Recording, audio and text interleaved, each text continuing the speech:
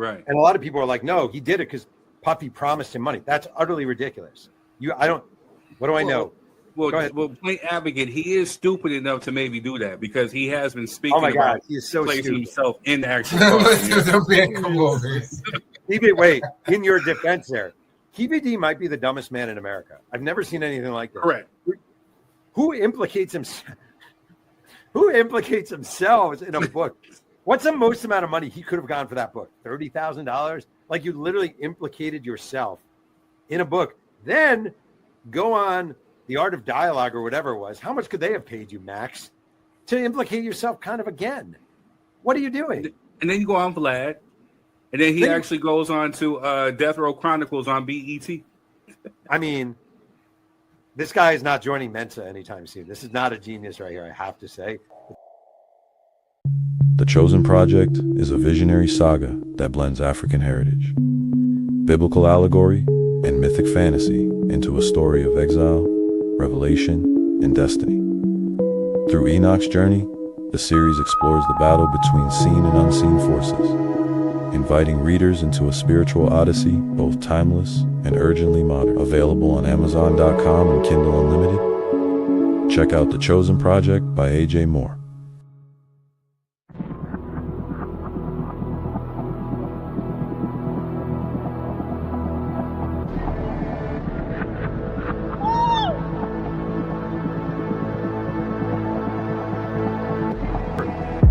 And a lot of people are like, no, he did it because Puffy promised him money. That's utterly ridiculous. I don't.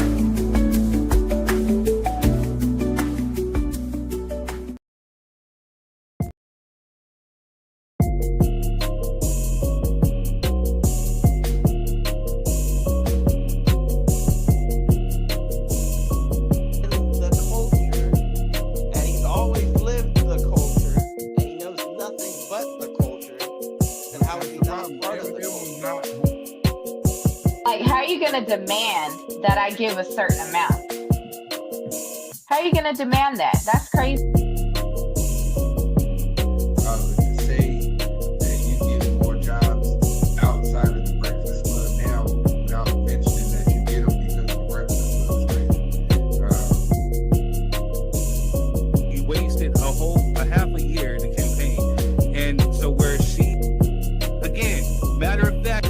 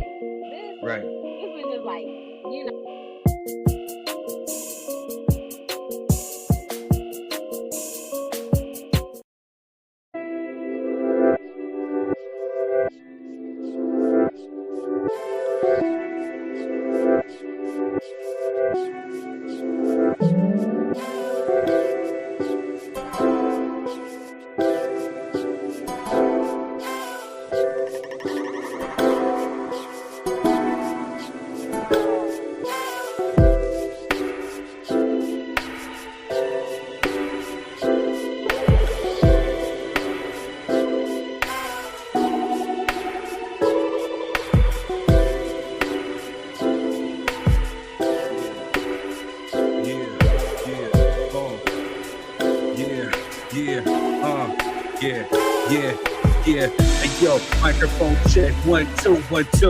It's the third degree coming with the DY3 crew. I see you so clearly, you fear me. I guarantee that you can't get near me. Oh yes, I'm on a whole different level. When we step to the mic, you know that I'm trouble. Hey, you better know that third degree's about to blow. Oh, we about to take it down, the day go.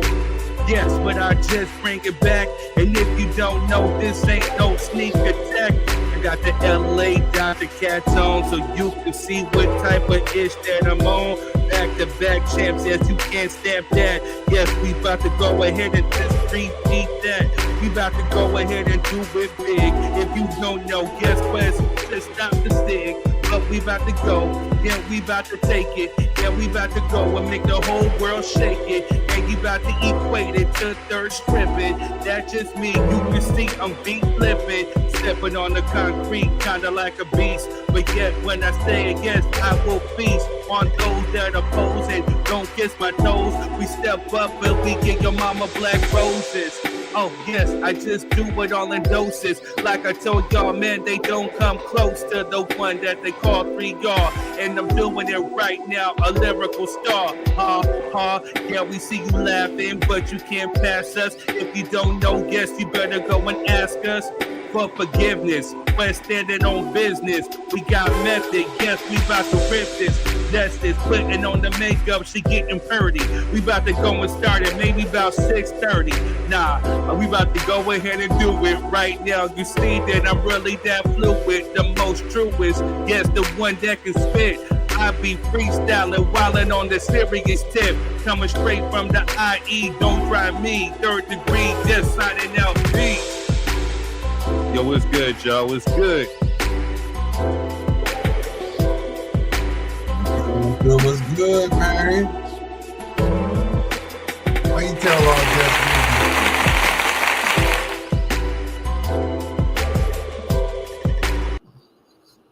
Hey, why you tell all just business like that, man? That was unnecessary. You know what I'm saying? Yeah, about that B630. Nah. Right. You know what I'm saying? Hey, what's up, Rob? How you feeling, brother? Oh, dude, I'm packing. I'm getting ready to head to Vegas tomorrow morning, dude. Going out there for the weekend. Man. Head back on Monday. There you go. Yeah. It's It's gonna be pretty good. We need a vacation, so what's that definitely, about? 5.5 hours for you, 6 driving? No, you're about right. I'll say about 5, maybe 5.5. Yeah, You know, 5 but I think we're leaving in the morning time on a Saturday, bro. So it's probably gonna be pretty quick. I'm not worried about too much traffic or anything.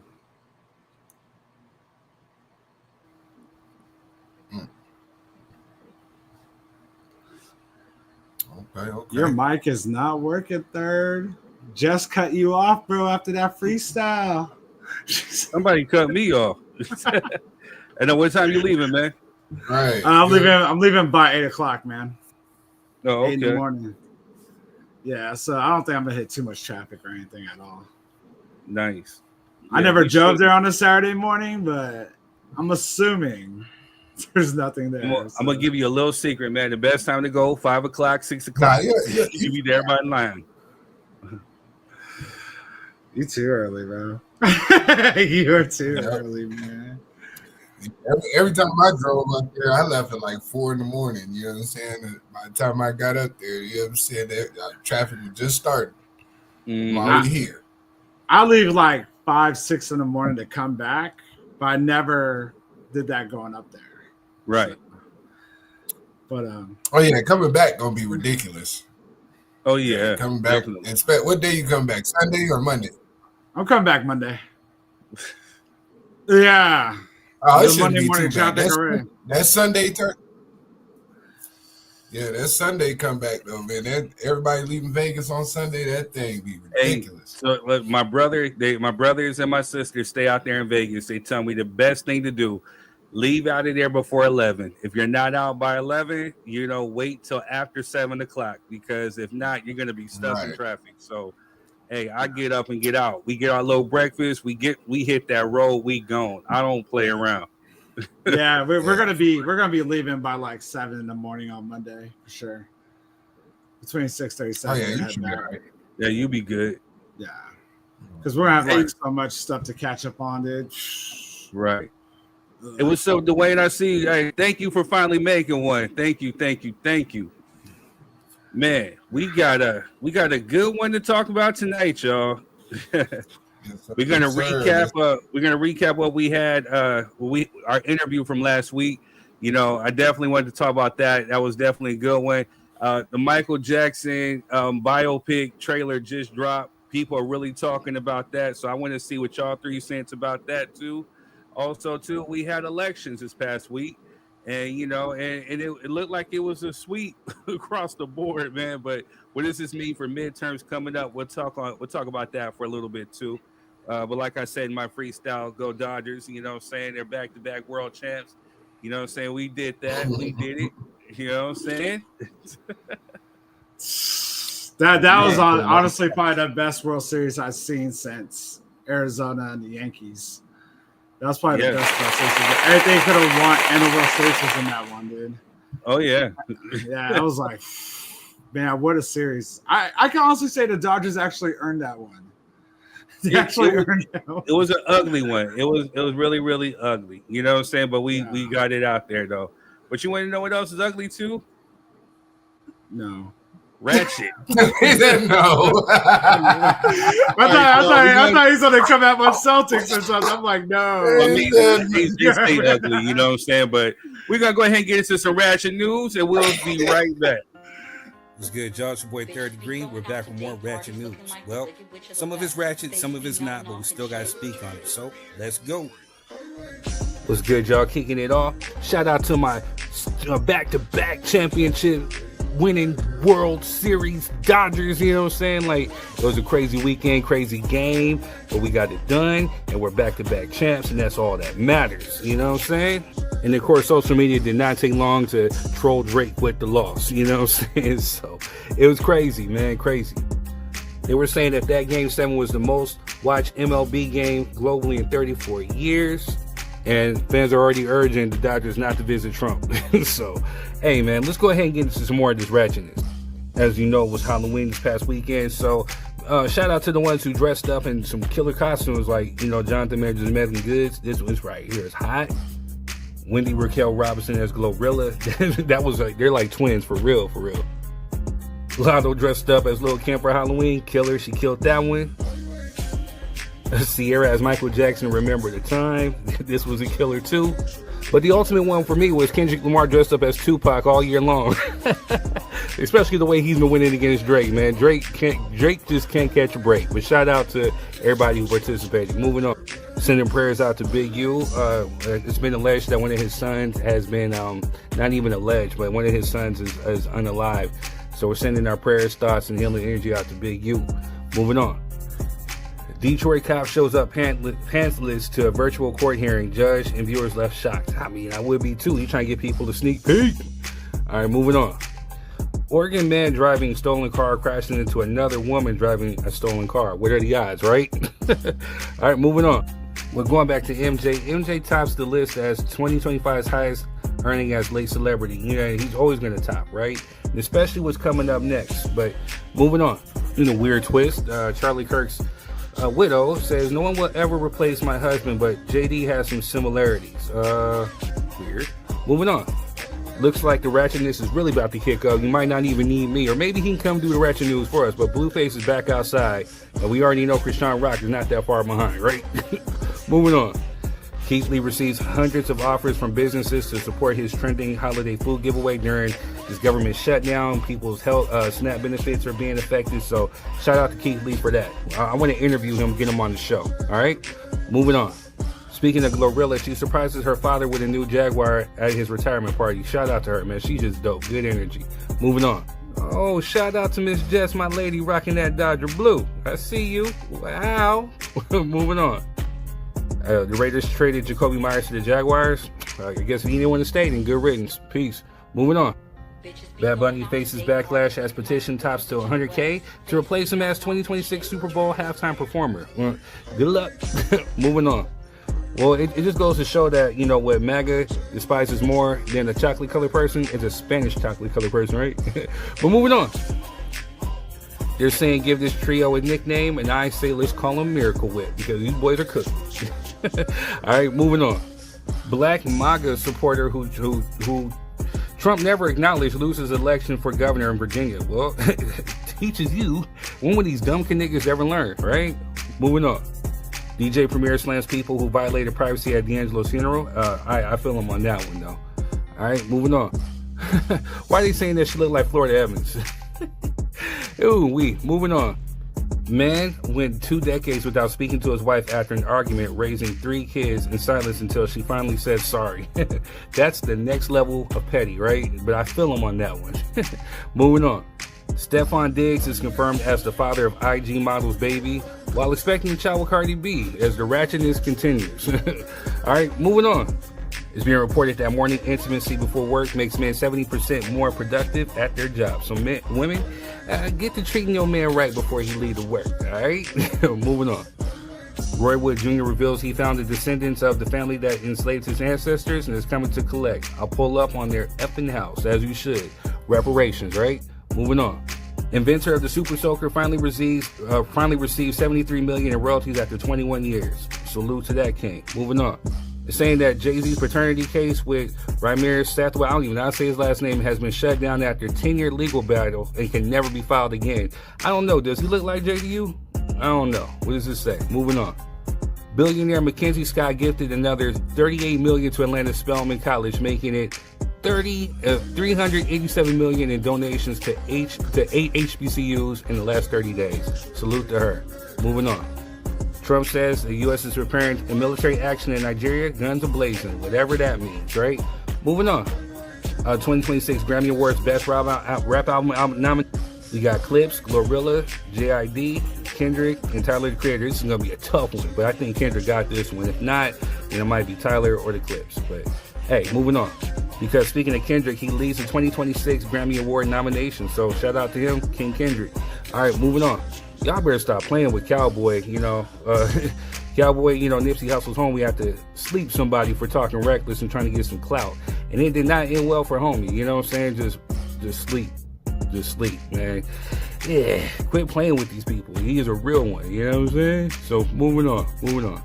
Mississippi Democrats break Republican Senate supermajority, and we are a battleground state. Let's go, Mississippi. Moving on. The mom who unalived the monkey will not face criminal charges in primate shooting. Remember, this primate had herpes and COVID, and she took him out. Salute to her. Moving on. Wait. PETA might be coming for her. Let's listen behind this sister, all right? Funk PETA. Moving on.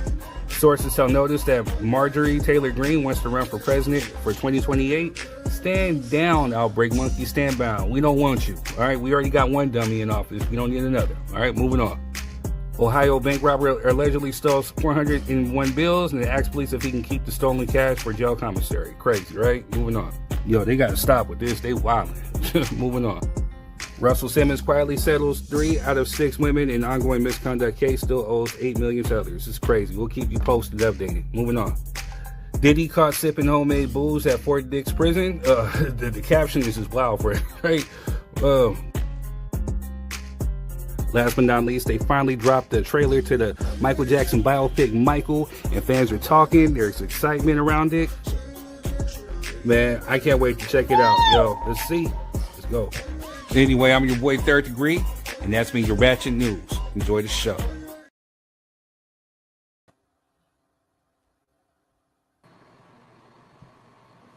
We are back. He said, let's call that trio Miracle Whip.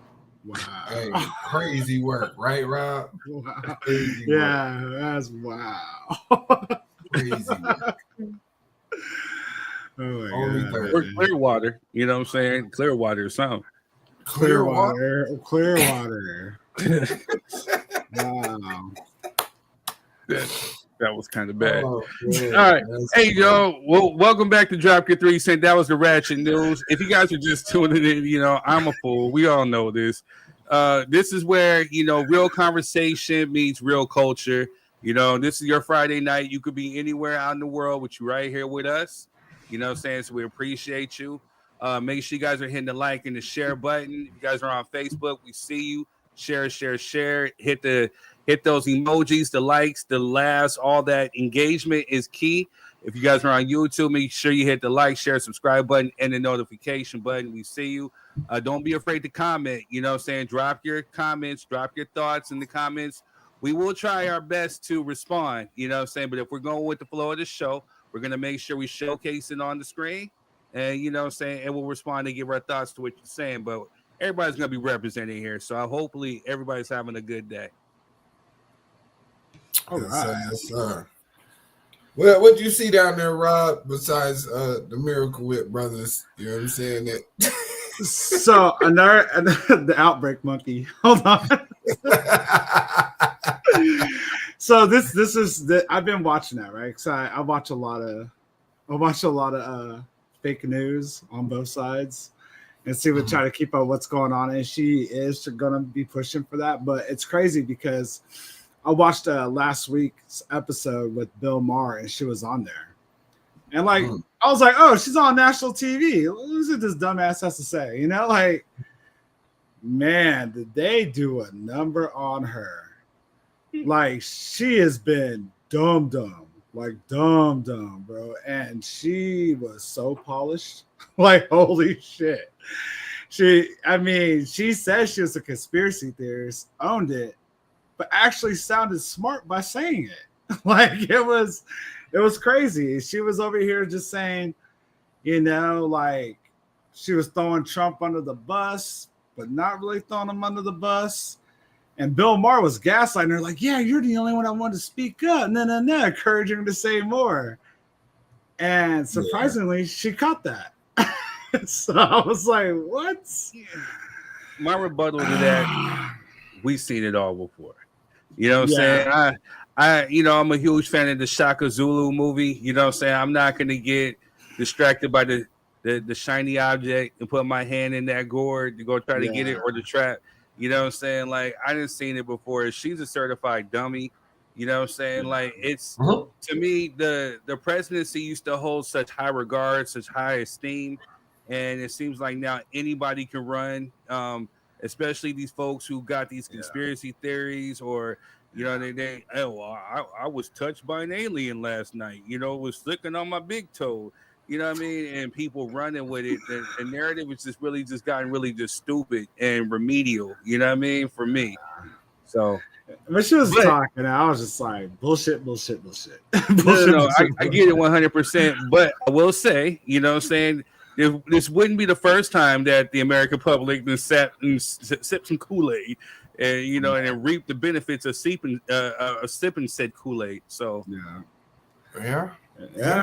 The other presidents over there holding a Great Gatsby Halloween party and letting these people starve. I'm just saying. We'll touch more on that a little bit later. You know what I'm saying? You see anything in the Ratchet News, Quest? Well, man, you know, shouts out to Cowboy. You know, when Malcolm was born 7 years ago, I actually went up there to the Marathon store, and I spent about 30 minutes outside talking to him. You know, he had a little black Jag, and we just sat outside chopping it up real quick because I had bought some onesies for my son. But he was a real down to earth dude. You know what I mean? I don't know why people keep trying him. Like, he's not about that action. That's crazy to me. You know what I'm saying? Just talking to him for those 30 minutes, let me know that, oh yeah, he a real one. So you know, shouts out to him for standing on business. What else did I see? The Michael Jackson and Halloween costumes, you know, that was actually pretty dope. You know what I'm saying? I'm glad people took that initiative to put those in, and they didn't look corny. That's what I appreciated about it. It didn't look corny. Right. Sierra probably looked like the closest to Mike I've seen in a long time. You know what I'm saying? Dance like him too. You know, right. You know what I'm saying? That was a great one. You know, no jokes for that. I'm gonna shut up. Go ahead though. Cheryl says, "Good evening. Saw the MJ biopic. I'm not impressed so far. You just seen the trailer, you know what I'm saying? But we're gonna talk about that too. So, with that being said, welcome to Drop Your 3 Cent. I have the link to come on if you want to come on as a guest. It's in the description. or on Facebook. I have it actually pinned in the comments. Just know that if you're coming on, if you're using your phone, please use your headphones. They will cancel out any noise. Well, actually, they'll pick up any and everything. They will work as a microphone. So you want to make sure you're in a nice, quiet spot. You want to make sure that your Wi-Fi is on and popping, because we don't want no glitching, no buffering. We want to make sure we get the best of you as possible. Like Quez likes to famously say, this is a production, and you have the potential to be clipped up and be put out and be seen all over the world. So and then at the same time, especially for the sound bites, we want to make sure if we have good sound bites, we don't want it represented by anything ratchet, like paper crumpling. I'm messing with Method, or people shouting obscenities in the background like "fuck." Yeah, we don't need that bleeding onto the show. Especially if we got real guests on here. We want to make sure we make ourselves look professional as possible. Professional. You know what I mean? So also too, there could be some times when things may get heated. Just a note: it's okay to agree to disagree. Do it respectfully. No talk about pulling other people's houses. No making fake veiled threats. No flossing turkey necks on the screen. None of this, talking tough, behind keyboards and phones. You know what I'm saying? It's 2025. If you're like over 40, if you're over 50, or even over 30, and you still talking tough on the internet, you need to just go ahead and probably go play in traffic. You know what I mean? It's kind of just dumb. Shots fired.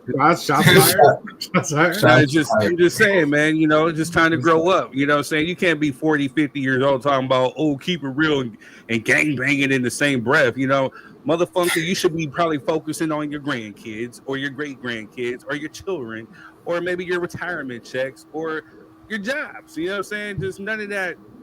Come on, man. Grow up. You know what I mean?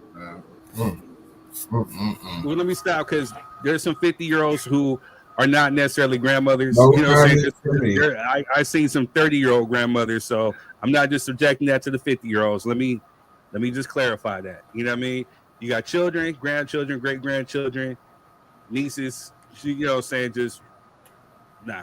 You know what I mean? Man, shout out to my kids for not making me a grandfather yet. I appreciate you, though. You know what I'm saying? I just want to shout y'all out. You know what I'm saying? I'm still just a regular dude out here. I appreciate my kids for not jumping too early, man. Y'all stay focused. You did. There you go.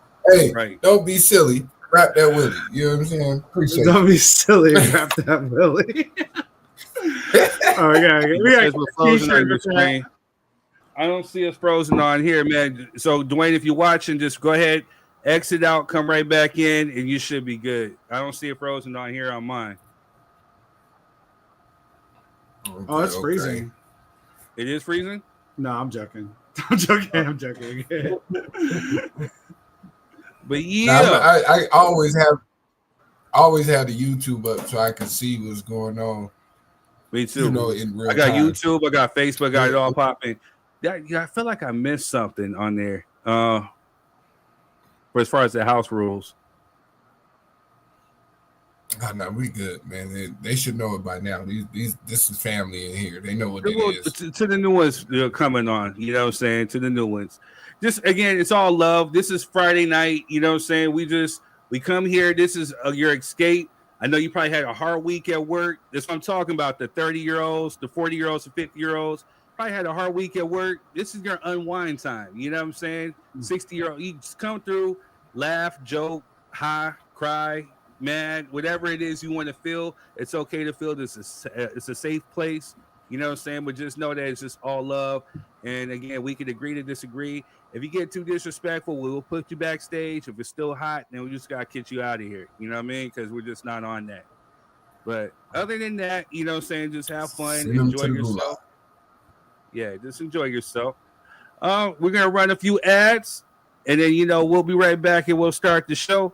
This should be a really interesting one. Like I said, man, we're going to recap the interview we had with Jeff Pearlman. We're going to talk about this Michael Jackson biopic. So, Cheryl, you stay up, light up the comments. Engagement is key. Also, too, we'll talk about the 2025 elections, just what it means for the midterms. I just want to speak to the folks and wake them up for midterms. You know what I'm saying? So, but other than that, you know what I'm saying? It's all love, and we will get this thing a cracking. Uncle Nearest Premium Whiskey is a brand of Tennessee whiskey honoring Nathan Nearest Green, the first known African-American master distiller. The Nearest Green Distillery, located in Shelbyville, Tennessee, is the world's first distillery named after an African-American. Green is credited with perfecting the Lincoln County process, a charcoal mellowing method that defines Tennessee whiskey's smoothness. Get your bottle today. The Chosen Project is a visionary saga that blends African heritage, biblical allegory, and mythic fantasy into a story of exile, revelation, and destiny.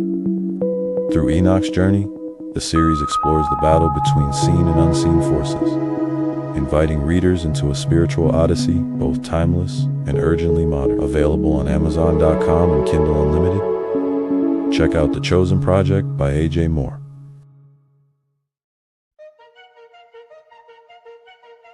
This soul food spot is a hidden gem in San Bernardino. With $10, you get a full plate and they do not hold back. It's a family-ran spot and they make you feel right at home with the crispy fried chicken that's juicy, mac and cheese and collard greens that slap, and their crispy fried fish. When you pair it with the yams and the potato salad, it's game over. Top it with the dessert, all homemade. The food hits, the prices are beyond fair, and the hospitality is great. All at Melba's Soul Food Kitchen in San Bernardino.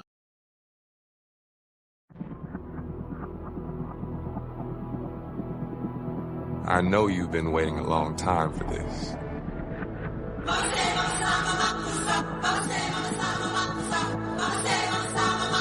This is your story.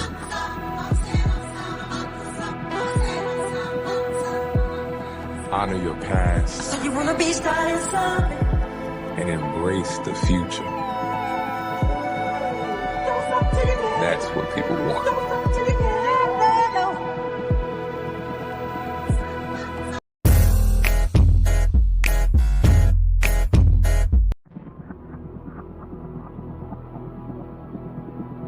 I know you've been waiting a long time for this.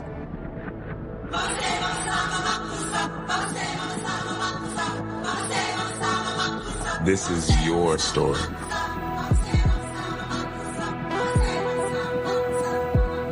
Honor your past and embrace the future. That's what people want.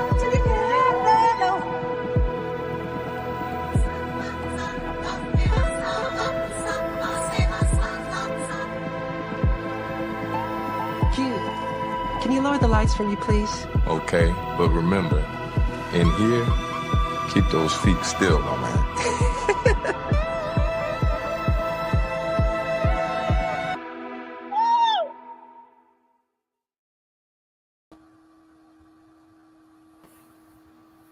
We are back. We're back.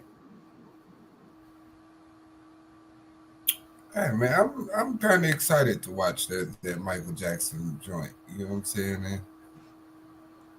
Seems like it's gonna be real good time. Yeah, but we shall see. I'm wondering what they all put into that movie. Like, how much did they actually capture into that? So, right. Mm-hmm.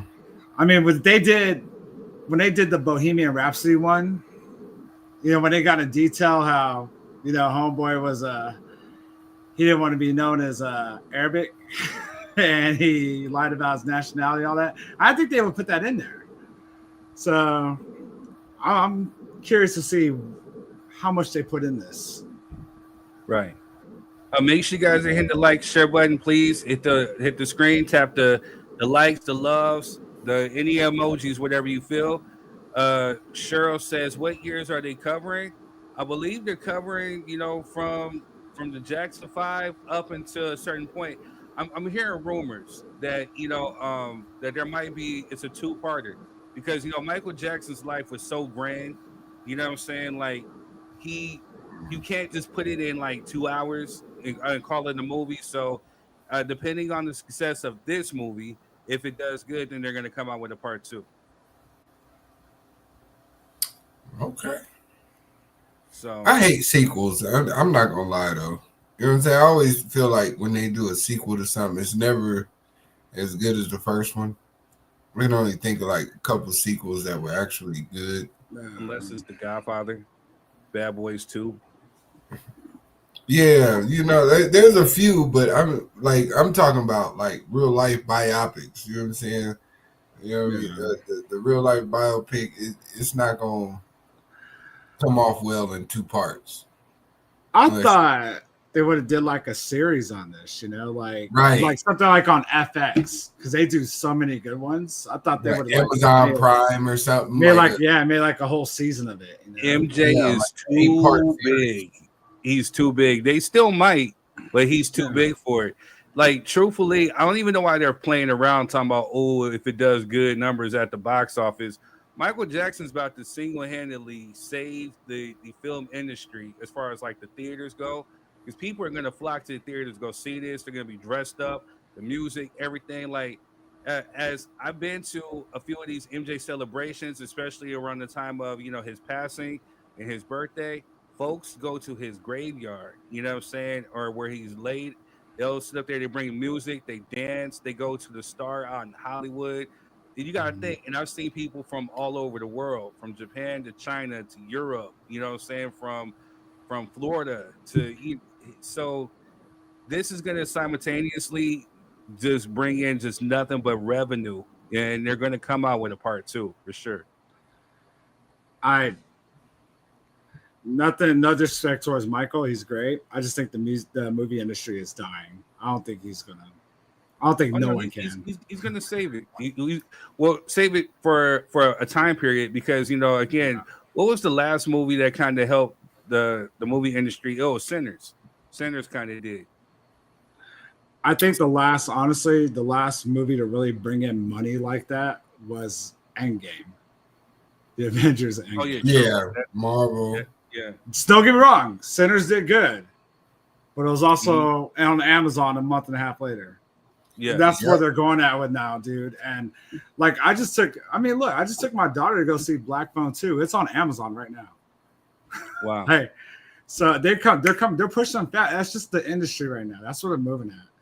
Well, so, and realistically, people don't go to movie theaters like that. You know what I'm saying? If you don't, to be honest, if you really don't have like young kids, that's the only reason to go to the movie theater is to see like a Disney movie or something like that. Grown-ups, we not going, man.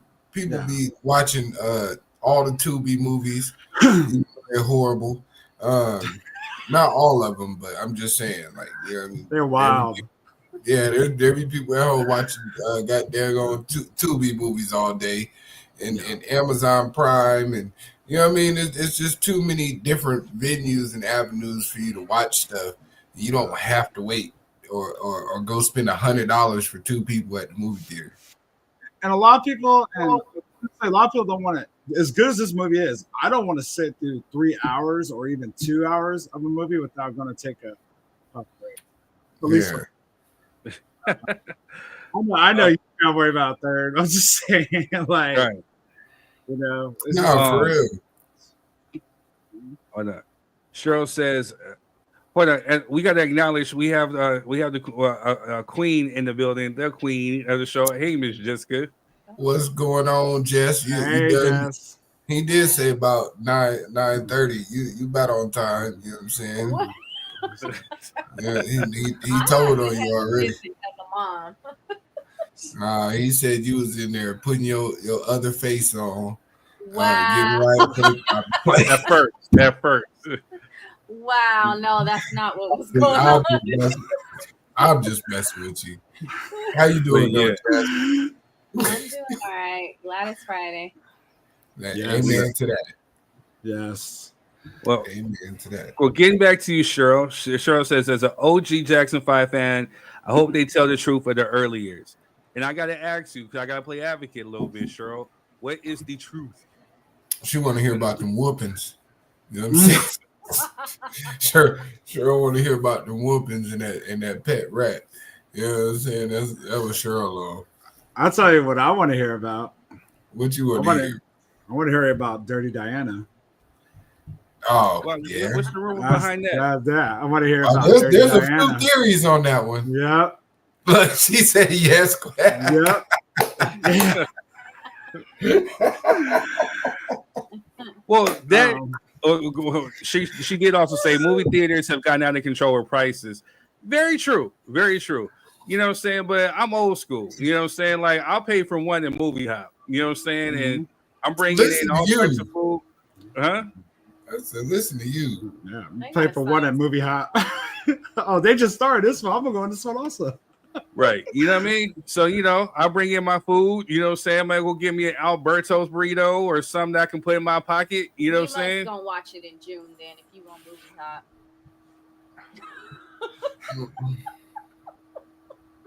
Just saying. That's not April 24th.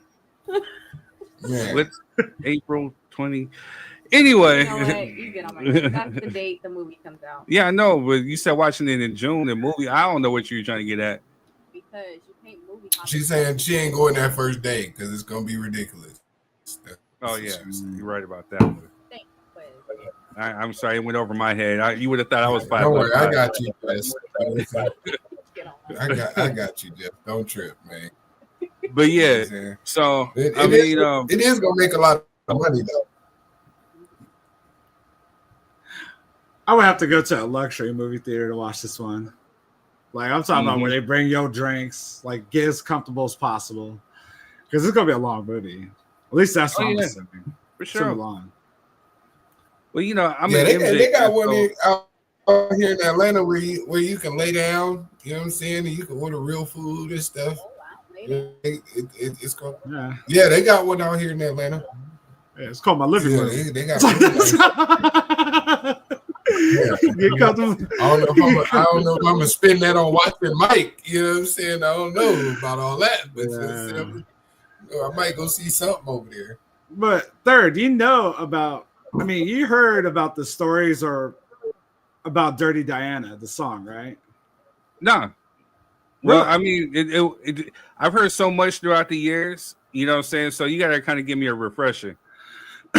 Okay, so rumor or the word was there's something going on between him and Diana Ross, which ties into what we're going to talk about with Crisscross later, which ties into something like that. Yeah, I couldn't get that Crisscross clip. It was too long for me to screen record. I was tired. I was ready to go to sleep, but we'll talk about that a little later to you. But yeah, I did hear something about that, and it's alleged. Because again, we don't know. I've heard. It is. I've heard. It's alleged. It's alleged. It is. Right. I've heard. You know what I'm saying? So yeah, he was kind of salty that he didn't get picked. You know what I'm saying? And but that song, I like that song too. that was like his first diss track, I think. No, allegedly. Yeah, it was. Well, and when you listen to it, you could tell he was mad at somebody. You know what I'm saying? If you really take it into account, Dirty Diana, I don't know. You know what I'm saying? He was on her head.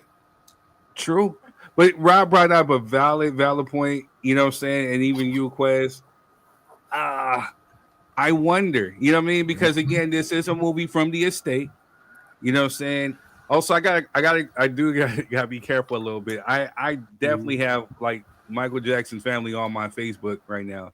That's why I'm watching. That's why I'm watching what I say. Right. I said, matter of fact, Jaafar Jackson is actually a friend of mine on Facebook. So I was, before he was popping, you know what I'm saying? He was on there. He's a cool dude. I met him years ago.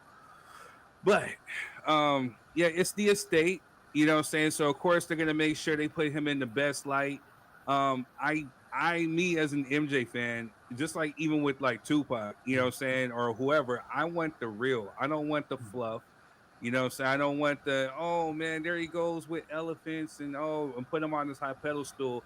I want to see the good, the bad, the ugly. What made him him? You know what I'm saying? If he had 15,000 surgeries, then I want to hear that. You know what I'm saying? If, he had problems with, his vitiligo, which again, we know, I want to hear that. Again, we've heard conflicting stories about him. I think his first girlfriend was Stephanie Mills, I believe. around the time of The Wiz. But again, I did hear the stuff about him, with Diana Ross, later when he was older, saying, mind you. But yeah, I heard about that. Was he? Because I heard he was late teens. I could be wrong. I could be way wrong, but I heard he was like way 17. wrong, because allegedly around the time that it happened, it was around the filming of The Wiz. So he was, I think, either 18, 19 or whatever. But but still, what I mean, just when he first got out here from Gary, he stayed with her.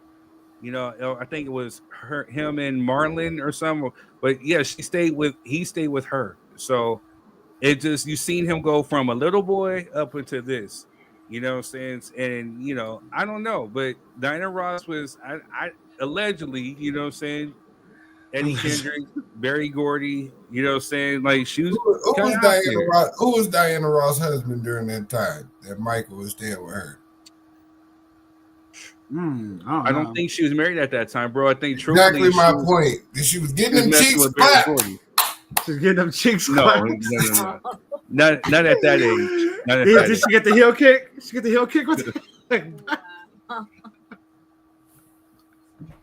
Y'all are allegedly. Yeah, let's go to some of these comments. Says, but seriously, the years of practice, struggle, and why MJ felt he had no real childhood. Yeah, what I'm saying? I definitely, shout out to the Jackson's American Dream. That's forever going to be a classic. But again, it was too fluff, Oh, mother. Oh, hi. Oh, just. Come on now. I met the Jacksons. They don't talk like old mother, or they, say they talk like, hey, what's that bullish? You know what I mean? Like, they some real. They're from the Midwest, man. They're from Gary. They're from Gary, Indiana. You know what I'm saying? Like, come on, man. Like, miss me with all that. They're down to earth. They are down to earth. Tito was one of the most down to earth Jacksons. Period. Hands down. Absolutely. Man, he was like the whipping boy in that show. They was always getting on Tito in that scene. No, for real, because he, and he's always been the butt of jokes. You know what I'm saying? Like, oh, you're Tito. They try to say that he was like trying to use it as a diss, saying he was the less talented one. But in truthfulness, you know what I'm saying, if we're gonna give him his flowers, there would be no Jackson 5 without Tito. If he did not break that guitar string, matter of fact, he's a true, actual, real musician. He taught himself how to play guitar. And if he didn't break that string and Joe didn't find out, there would be no Jackson 5. You know what I'm saying? So he can actually play. He's a real musician, him and Jermaine. You know what I'm saying? So to me, my opinion, there's only one less talented one in there. And I'm just going to just save that. Yeah, please do. Don't. But it's none of the brothers. None of the brothers. Only one of the sisters. And we know Janet's amazing. You know what I'm saying? Any other clues you want to drop? Reby had hits too. Reby had hits too. Because if you're talking about, wait, never mind. Oh god. Don't let Third bait you into his nonsense. So I did have the issue. So like that, I did have that. If you know what I'm talking about. Beautiful woman though, just can't sing a lick. Yeah, I know. Can't sing. But so what do you guys think, man? Do you guys think that Jaafar Jackson, which to me it's cool because you actually have a Jackson playing Michael. He's playing his uncle. Do you think that he actually resembles him in any way? Yeah. I think it's cool. I think it works, dude. I think it's awesome that they use a family member too. I mean, it has that kind of like O'Shea playing Ice Cube, so it has that kind of effect on me. It's like it's not him. Yeah, but you can feel the resemblance, and the energy from the fam. You know what I'm saying? But after the movie, that's when you're gonna really decide, like, oh, dude, he was really like Michael. Till then, you can't really say. Yeah, you can't say nothing. But I do think that is neat that they they did, reach out to somebody in the family to, Yeah. at least have that energy, so to speak. No, I believe he did have to audition, and to be fair to his credit, and so the little backstory with Jafar Jackson, he's the son, I think one of the two youngest sons of Jermaine Jackson. So, Jermaine Jackson can actually sing and was a star in his own right back in the day too. Jafar and his brother Jamajesty, they can both sing.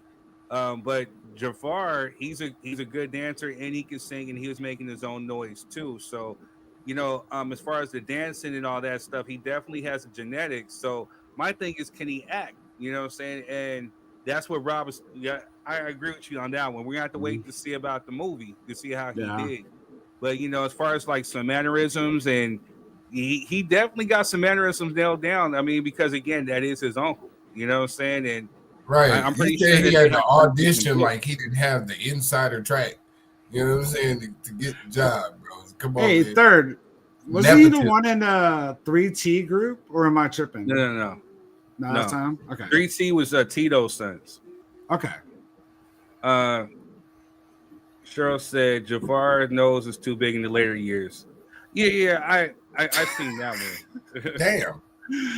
Damn. But there's definitely some resemblance, you know what I'm saying? Like, I think she's talking about this right here. Oh, okay. I think that's close. Close enough. Can you imagine if they made Channing Tatum play Michael Jackson? Look, see Jafar right there, he looked like Michael Jackson from The Wiz. He does. Yeah. He does. That's what that looked like to me. Like Mike from The Wiz. More animated kind of, you know what I'm saying, make up a little bit. But I mean, it's close enough. Hell. It's better than what was the old boy? Lex Alexander. Yeah, it's way better than Flex. You know what I'm saying? That shit way better than Flex. Yeah. I don't want to hear Cheryl nothing. says, okay, with the nose, I will concede. Okay, with the nose. we watched Flex destroy Michael Jackson's legacy in 2 hours. You know what I'm saying? We're not going to pick apart this young man. You know what I'm saying? Like, come on now. But I'm curious. See that part right there in the commercial when they're showing it, like after he got all his skin and everything done, when they don't put all that makeup on him. I want to see how he looks like MJ in that one. You got to think too. This is Hollywood. This is big budget. This is Universal. This is Lionsgate. So they got money. It's the Jackson estate. So they're gonna the prosthetics, the makeup, the AI. Even if his voice is similar, they can get it down packed with AI. I think they're pulling out all the stops for this movie. You know what I'm saying? So it sounded like him when they let him talk for a couple seconds. I was like, "Oh." That's why they just did a Amazon Prime or Netflix exclusive series for this, because it's if you're gonna do a part 2, man, you might as well just do all 8 parts, because it's gonna take. Agree. There's too big of a story for him, man, to just put in the movie. He's bigger than the movie. This is something that you have to really put out. Just what were you showing me? Oh, thought it was 3.5 hours. Oh, and shit! Damn. They're not going to the movie theaters to do that shit. Yeah, and you got bathroom breaks and everything else in. Yeah, I'm not going to a movie theater for no 4 hours to watch nothing. I promise you that. If Netflix could come out with the series on Queen Elizabeth, then they could do one on Michael, bro, and break it into like 3 seasons. See, I didn't even know they did a series about her. Nobody watched it. You know what I'm saying? Well, nobody over here. Nobody over there. We talk about Mike. He should get like 3-4 seasons, man. His story is that big. We talking about over 50 years of greatness, goddamn shit. We need more than this long overdrawn movie that people gonna fall asleep in. I want to know about that. I want to know about the music industry's part. I want to know so much. Like, right. There's so much. There's so much that, again, I don't believe. I just don't have faith in the Netflix, or not Netflix, but in the estate backing it. You know what I'm saying? Like, I think you're kind of right. We would need like a a Netflix series or something like that to actually get the real behind MJ, you know what I'm saying? But at the same time, MJ's so controlled by the estate, you know what I'm saying, that they wouldn't even allow maybe his likeness to even do it. So I don't know, man. But, you know, again, you know, we talk about, you know, him in the industry.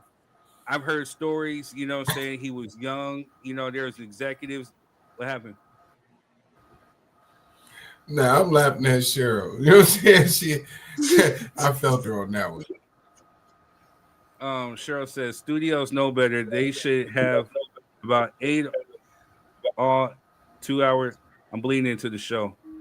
That's right. Episodes. I mean, they still can't. They still can't end Star Wars, and that's made up. Oh yeah. I feel you on that. Yes, Cheryl. Yes, facts. But yeah, that's all I'm saying, man. I agree with that 100%. I'll circle back to my thought when I was saying. Cheryl says, "Is he really light skinned? He's Jermaine's son. Too bad Michael's own sons can't do it. Stop. Damn. They white. What the hell? Yeah, you want him to make the movie and get canceled at the same time for putting on blackface? We cannot do that in 2025, Cheryl. Don't set them up like that. You know what I'm saying? But come on. There's so much he's done outside of music. I don't even know if they're gonna cover in this, dude. There's so much that he's done, like worldwide. They can't. They cannot. I want to hear about him and Prince beefing. Like, I want to know how that started. What's the insider track on that? You know what I mean? Yeah, that right there is a big one. That's a big one, bro. I want to hear how did he talk outside the cameras when he was actually chilling with legit LA gangsters in his videos? Like, did the brother really come out? Was he dabbing? Was he shooting craps with him? Was he like, like, what was he like? The only thing I can say is he's from Gary. You know what I'm saying? So I've heard him I heard people say he came, dapped him up, what's up? But yeah, man, you seen him in the video or in the picture with him throwing up the C with them Crips. Yeah, I was like, man, MJ, what you doing, man? Hey, like big banging. You know what I'm saying? You know what I'm saying? He was big banging right there. You know what I'm saying? Hey. But on some real talk though, Janet, because who she was married to at first with James. Janet used to be out there in the streets trying to get James DeBarge back home. You know what I mean? So she be rolling up in the hoods, you know what I'm saying, in different, dope spots or whatever. Like, Janet was already kind of with the business, so I don't see it being far-fetched from Mike either. You know what I'm saying?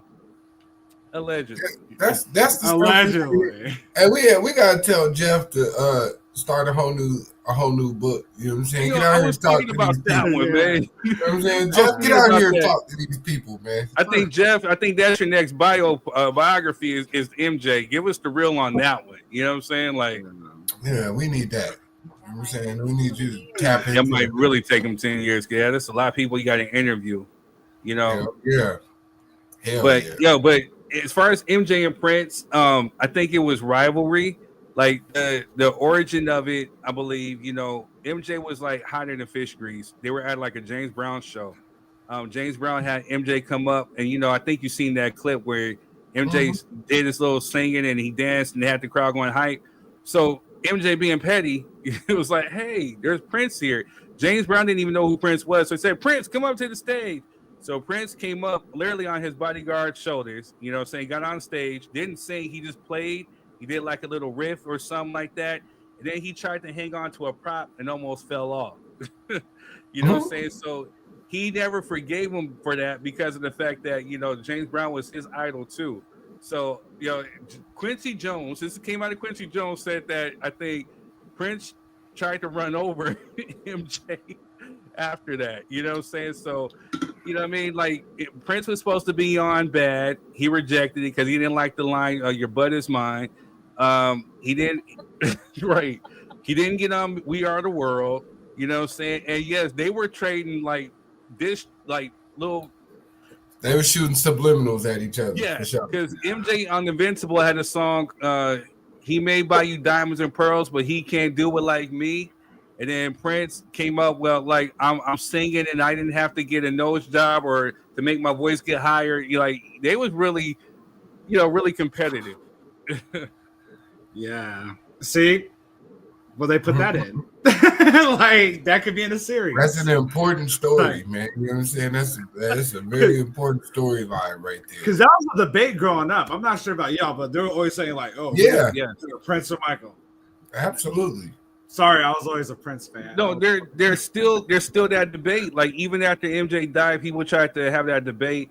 And at the end of the day, you know, Prince, if you're talking about musicianship, Prince is the better musician because Prince played quintessential musician. Yeah, he played instruments. He wrote and produced all his albums, his other acts, The Time, Sheila E., all this other stuff. So, you know what I mean? If you're talking about that, hands down, Prince.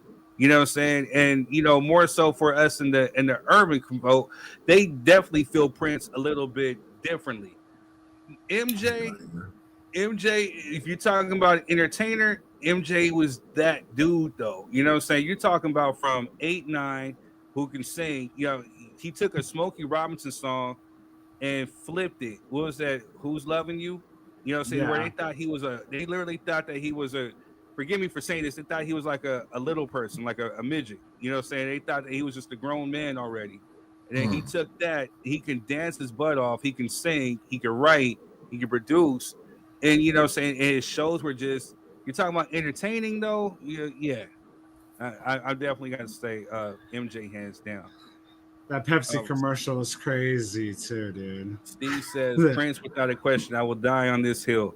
Hey man, that's how you feel, man. Let's get it, Steve. You know what I'm saying? I'm not the only one. Stand on your square, brother. You know what I'm saying? Okay.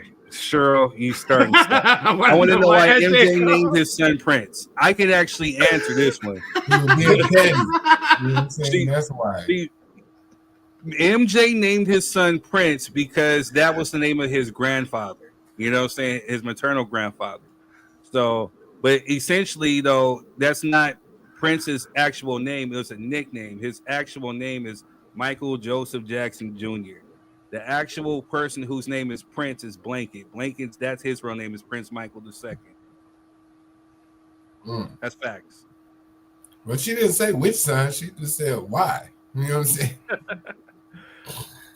BJ, what's good with you? I just saw the trailer for it. Probably going to see it.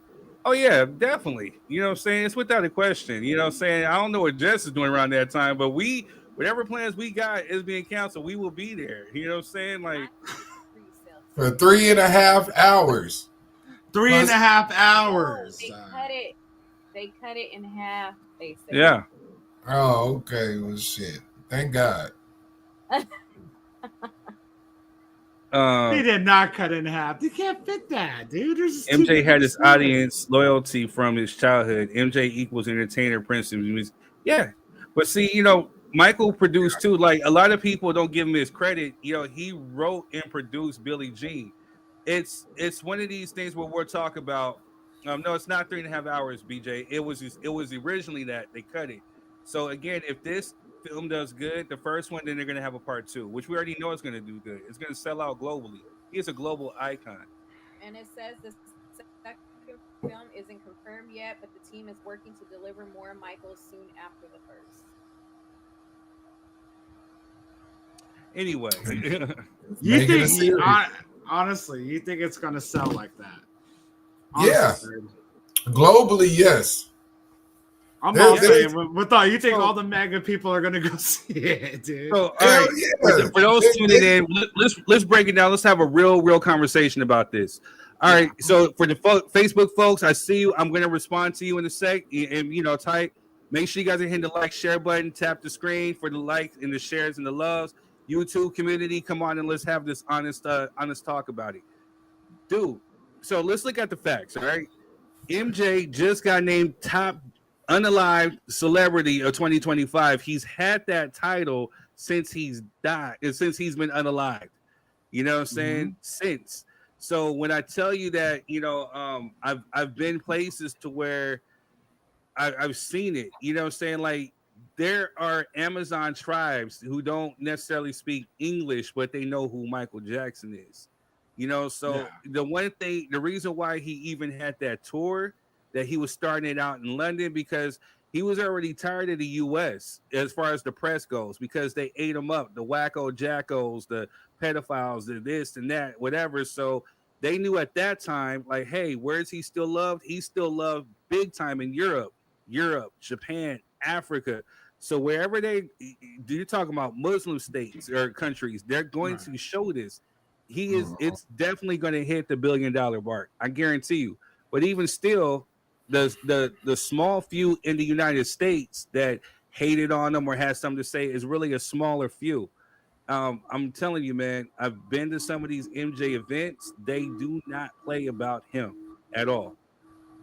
No, that's a fact. I mean, it's like we're still within a generation of people who lived through MJ, right? Like, Thriller was from when I was a kid, but my kids have seen Thriller. You know what I mean? Because you're able to pass that on. You know what I mean? So, like, we're still within a generation of individuals. My mom was still alive, you know what I'm saying? And I was a kid when that came out, so she probably a fan. So you're crossing over into like 3 to 4 different generations right now that understand who Michael Jackson is. Not to mention that Drake keeps his name alive too, even though he's not him. You know what I'm saying? Because that's the new narrative between Drake and Kendrick. Like Kendrick say he Prince, Drake say he Mike. You know what I'm saying? Somebody light skinned, somebody like, you know what I mean? It's a whole lot of nuance in there, you know what I'm saying? I don't know. I'm just saying that's a real conversation. So Kendrick did that to be petty because Kendrick is actually friends with Michael Jackson's son Prince, Michael. You know what I'm saying? And so he incorporated some of his songs onto Pimp a Butterfly. So when Drake, like, it's just like what you like to say, Quez, you know, about us Sagittariuses and sometimes we Capricorns. Hey, you go low, I go hell. You know, so he said if Drake is over here saying like I'm the Michael Jack, then okay, well then, you know, let's hit you with some Prince. That's Kendrick. He's a Gemini. He's petty. You know what I'm saying? He's very, very petty. So yes, MJ did top Kendrick also did a live show with Prince too, though. He did a live performance with Prince. Prince is still that dude, which was pretty dope. But no, hear me on this. Wait, hold on. Hold on. Cheryl says MJ has topped Elvis. Yes, he's topped Elvis. It's been that way since he's been deceased. Yes. Elvis is a swagger jacker. That's who Drake should be compared to. Drake should be compared to Elvis. He a colonizer. You know what I'm saying? Like, he wasn't really of the culture. He stole Mom's Mabley song and made it. Yeah, that's what we should be doing. Like, Elvis don't really count in these conversations, to be honest. We don't consider Elvis a part of this conversation. He's a swagger jacker. But I'm not sorry. Yeah, even in his own movie, he showed him he was a swagger jacker. So he knows it. No, what I was saying is, there's no doubt in my mind the movie's gonna do good. It's obvious that's gonna happen. I just think because of the series they already had with the Jackson 5, that bullshit Lifetime movie that they had. Hey man, hey dog. I'm sorry, hey. It was whack. It was whack. Hey, I can say that. It was hell. I can say that. You know what, Quez? I hope you choke on that water right there. All right, and the movie, he was in it. Yeah, well, right. Sorry, Third. Oh, that's why he mad. That's why we still here doing the show, because that movie ain't sell shit. You know what I'm saying? If the movie did good, you have some money. It always be the darkest haters. But the way that I'm gonna watch it tonight for you, so you get your 17 cents. You know what I'm saying? But hey man, hey dog, 2 million views, 2 million views. hey, I can go and say I did a movie with Holly Robinson Pete. You know what I'm saying? Like 21 Jump Street. Hey man. Yes. Y'all I got you, bro. And I got some camera time. Who else can say they did a Lifetime movie? Next time I'll have a speaking role in it. Go third. Yeah. Shit. A lot of people can say it. You know what I'm saying? Just nobody cares. You know what I'm saying? It's right up there with Tubi now. You know what I'm saying? I just don't see. I don't see the music. Not the music. I just don't see the movie business being that big anymore. Residuals last forever. Hey, next time, like I said, next time I have a speaking role. Hey, we're sorry, Matthew. Go ahead, man. My fault. Yeah, I Matthew. mean, Ahead, but bro. no, you're good, brother. You're good. I'm saying like, yeah, fuck that Lifetime movie. But Funk your with that,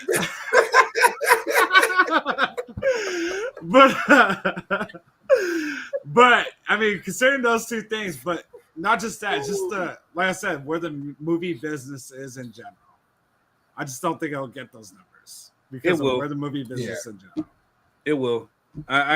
We'll put a toothpick in this. We'll come back right here at this date, and I guarantee you, it's going to, especially globally. Especially globally, it will. You know what I'm saying? It's just gonna be an anomaly. It ain't gonna save the movie industry. It's just gonna be an anomaly because it's Michael Jackson. Yeah, it's gonna give him some money. It's not gonna save nothing in the music. Yeah, it's just gonna be an anomaly. Like, ain't nobody gonna be like, man, you know what? I need to go down to the movie theater and watch what's coming out next. Nobody's gonna do that. Exactly. Right. Quest is right, bro. I mean, honestly, COVID changed a lot of things. Well, that's what I was getting ready to say. It's the good and the bad. So, COVID definitely wrecked the movie industry, but it's not going to stop it from selling, because even with that being said, just like what Quest said, you can order it off of Amazon, or they got all these digital streaming things. You can just buy it now, where they're charging you more than the actual theater. Like sometimes it's like $25, $29 to have it. You know what I'm saying? So you're renting, but it's still making money though. And on top of that, you know what I'm saying, the music is gonna go up. I'm trying to tell you, man, like there's gonna be so many people out there in their MJ, costumes, gloves, shirts, whatever. The merch is gonna go up. MJ is a top selling business still to this day. What you wearing to the movie, third? I'm wearing my MJ shirt. That's the real. You gonna wear the glove? You gonna bust out the glove, bro? Yeah, I ain't gonna bust out the glove. I'm wearing my MJ shirt. You know what I'm saying? Yeah, I know you got a Thriller jacket in your closet. Just get him a Jerry Curl wig. Yeah, get him a Jerry Curl wig. I know you got that red Thriller jacket in your closet, bro. Just hook him up. Hook him up.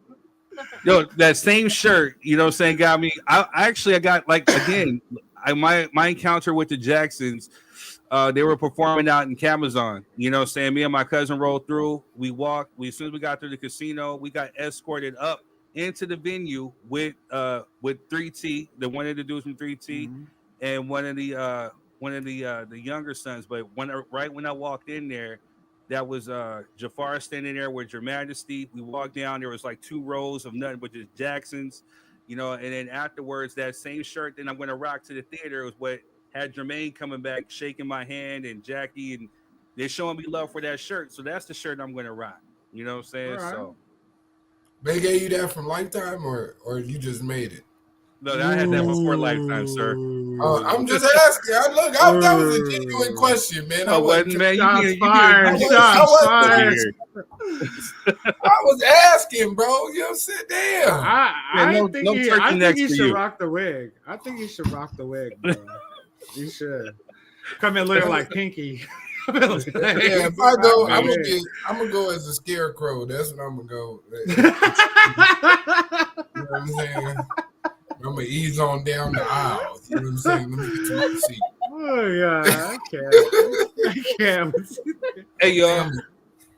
Hey, so one of the things that Rob brought up, you know what I'm saying, that is kind of like a good segue. So one of the things I hope that they touch on is, children in the entertainment industry, especially for Michael Jackson. You know what I'm saying? Because I think where we are at, we're up until his adulthood, I think whatever mental illness that may have accumulated from that time period, I think affecting him later on in his later years, to where like he felt like he can't be personable, or certain things he missed out on. But again, we talk about certain things as far as like execs and kids and we've seen it, you know, with the Nickelodeon stuff and all. And again, Seventh Heaven, you know, which again, Yes. and I'm still gonna put this out there. Seventh Heaven is still being streamed on what is it, Peacock or whatever it is, or no, Paramount Plus. They're on Paramount Plus, but they don't show the Cosby Show. You know what I'm saying? As egregious as whatever Cosby did, he ain't never touched no kids, but they took his shows off.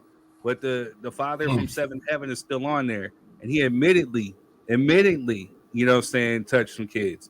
So I don't know, man. Like it's one of these things where it could be a blessing. Um, you know what? I'm gonna ask you, Rob, because you're right here as far as with me, as far as you know, seeing the entertainment industry, kind of like backstage, what goes on. Would you be okay with your child being in the entertainment industry? And what are some things that you've seen? I would be okay on a condition that I'm around my child. Right. Period. Um, to me, I haven't seen anything like right in front of me like that happen. I just heard so much, and me being a protective father as I am, because I go through everything, whether it's her phone, journals, everything. Especially knowing what I know, like how things are back then compared to how they are now. I think I honestly think it's pretty much the same. We're just more well aware. Yeah, I would have to be around them like 24/7. Like I gotta watch who they're around. I gotta know who they're around, what their intentions are, everything. Like every single thing. No stone left unturned. um and it sucks because what we know, like in that business, or what you think you might know, the bad part, you might not want your kid in that. You know, you might not want to be influenced like that, or you know, have any of the drugs brought around them, or party favors, or anything like that. Ready to ask. So, what are some of the things that you can say that you've seen? You know, because for those that don't know, Rob's he's definitely he was started off as a rapper, as a artist. Then he segued into doing promotion, to making beats, to DJing. So he's been around it. We've done some shows. So, what are some of the things that you've seen of the negative, you know, behind the scenes? Taken advantage of, being taken advantage of. And that goes along with party favors, to sexual favors, to just bad deals being done. You know, and then not only that, the entourage that takes advantage of you. The people that are like loving you, your supposedly day ones, taking advantage of you till it's all gone, sucking you dry like a vampire. Everybody wants to make money off of you. You're good to everyone until you're not good anymore. Then nobody knows you. Let's put it like this. It's a big tree, a bunch of branches of bad shit that goes into that category. And if you take that away from your kid, let's say you're in that predicament, you take that away from your kid and say, nah, I don't want them to be like that or have any of those issues, because you can't micromanage the situation. That kid might grow up to resent you and be like, you took away my shot. So, you know, it's really bad, dude. And there's so many stories out there, people that, you know, I grew up listening to, people y'all probably grew up listening to, that got taken advantage of, whether it's through money, sexual trafficking, all kinds.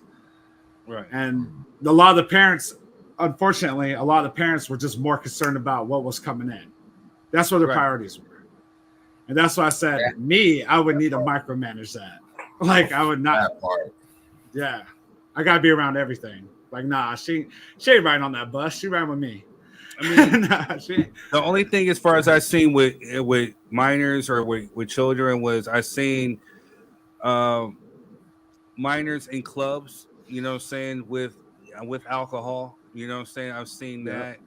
I've definitely the worst I've seen, you know, men and women, you know what I'm saying, abusing substances, you know what I'm saying, or schmoozing up to like certain promoters or executives to try to either win a contest, or thinking that they're going to get a certain beat, or thinking that they're going to get a deal, so you know they do certain things. So that's what I've seen But one of the things, yeah, a lot of kids have these dreams of stardom, what I'm saying, and they don't necessarily see what it takes, behind the scenes. And for me, I started, performing professionally at 16. So I was in some of these clubs, but they would just make sure that they marked like a big old X on my hand. And as soon as I got through performing, I had to go either go wait outside or wait somewhere. I couldn't be nowhere near the bar. But I've seen some celebrities who were 16, 17 in these clubs, what I'm saying, with alcohol with them, with drugs, with older folks, whatever. Like it's cool, So I don't know. It's one of these things, and I think psychologically, at the end of the day, it damages these kids to where, you see a lot of them, like Method had put out, or he showed me the story of Chris Cross, So a little backstory because there was too much to clip up. Chris Cross was actually walking in the mall, what I'm saying, as friends, no thoughts of doing music, no nothing. Jermaine Dupri sees him and sees all these girls that were coming up to him because they thought that they were like celebrities. So he asks, like, "Hey, so what do you do?" And so they didn't say, we didn't do anything. So he took them, molded them, wrote songs for them, put them out, made them hits, But then they started getting a taste of the music industry, what goes on behind the scenes. And then, of course, by their third album, they weren't really necessarily popping that much. So then they got dropped or whatever. And then, one went this way while the other, eventually, succumbed to a drug overdose. Long story short. Yeah. What I'm saying? It's really like it was really just a sad story. Yeah. Yeah, I mean, they don't I think. understand. Go ahead, Quest. No, I was gonna say I think most people don't take into account the mental capacity needed to be in those type of environments, right? Like you put it's like putting a first grader on Wall Street during the ticker time, right? Like they're not mentally prepared for that type of environment. It moves fast. There's a lot going on. You have to know a lot. You know what I mean? And like Rob said, some people are more concerned about what's coming in instead of focusing on what their child is enduring during that time. Right? What's the young brother who did Lion King? His mama knew, Jason right? Weaver. Jonathan. Jason Weaver. Yeah, his mother knew. Yeah, even if this is our one shot, we could easily take what $100,000 that may last us a couple years, or you could take the residuals. I seen your pops drop that in the comments earlier too. Residuals do last forever, and Jason Weaver mother was conscious enough to make sure she structured a deal where that young man will get paid no matter what, so that he didn't have to stay in the industry if it didn't work out. Right? He didn't have to go into those late night calls and couch situations or whatever be happening in Hollywood. I don't know. Third, you be in Calabasas, so I've never been there. I don't know what that type of environment is like. I ain't never been in no compromising position like that, brother. We ain't gonna I'm put that on this dude. World Wide Web. You and Rob. I'm just saying. You and Rob. We gonna put this on God's internet or the government's internet. I ain't never been in no compromised position. I'm just saying. I'm a regular dude. I'm a regular dude. I don't know what go on in these Hollywood. I wish I had a casting couch when I was younger. Not me. You know what I'm saying? Just put in your thought. I was 24, bro. Casting couch all day. Crazy. Just listen. See, that's what I'm talking about. For me, I couldn't have my kid in the entertainment industry. I raised 2 teenagers. Yeah, no. Because guess what? They rebel. You don't think they're going to go behind your back?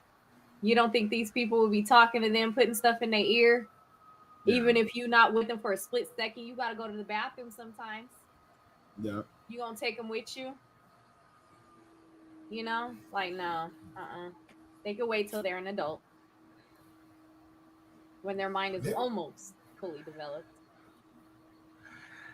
Yeah, I mean, Yeah, as there's parents, that. like we always try to guide our children, and that's all we can do is like teach them, guide them, and hopefully they'll take those lessons in and put them in their lives. I mean, but I mean it's kind of like a double-headed sword. It's like they can resent you for it, and then just like you said, Jess, they can just rebel against you while they're doing it too. So. Yep. I would just try to educate mine as much as possible. Like, hey, you don't know this, but I'm gonna give you a crash course, and this is what it is. And hopefully, you'll take my word like it's gold, and just stick with it.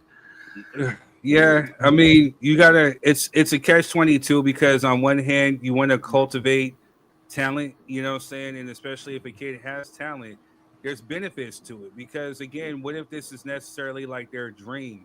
You know what I'm saying? So the one thing that I could say to Jess's credit, to just experience, is you definitely got to educate your kids.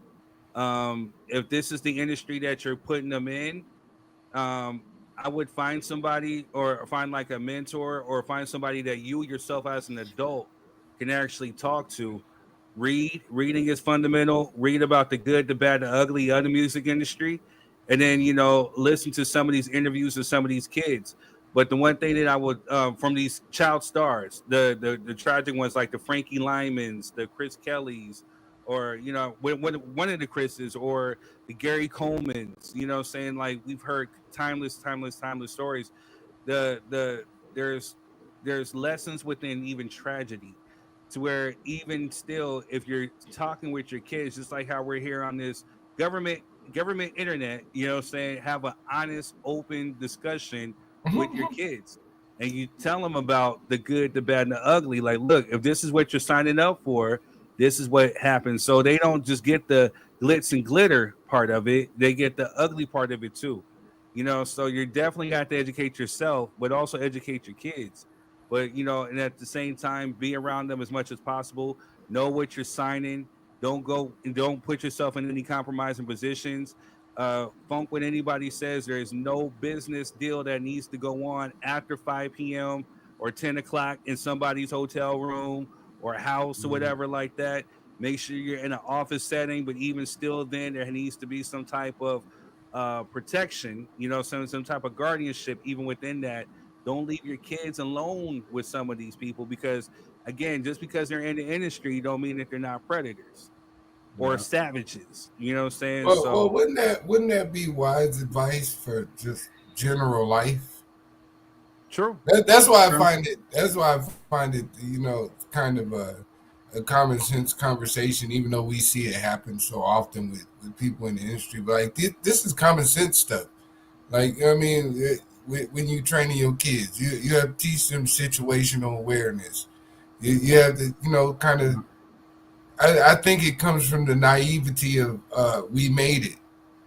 You know what I mean? That's what I think it really boils down to, is the naivety that, oh, okay, these people already got money. They don't want nothing from you. Bullshit. You want to know seriously what it could be? My thought process behind it, or my perception. A lot of it sometimes too, you see it too within Hollywood, or even just when you go to these auditions or you go to some of these things, or it's a lot of these parents trying to live vicariously through their kids. You know what I'm saying? Because they wish that they could have, but they couldn't because they didn't either possess the talent or their dreams fizzled out because they had these said kids. And then a lot of parents get seduced by the riches and the glitz and glamour of it.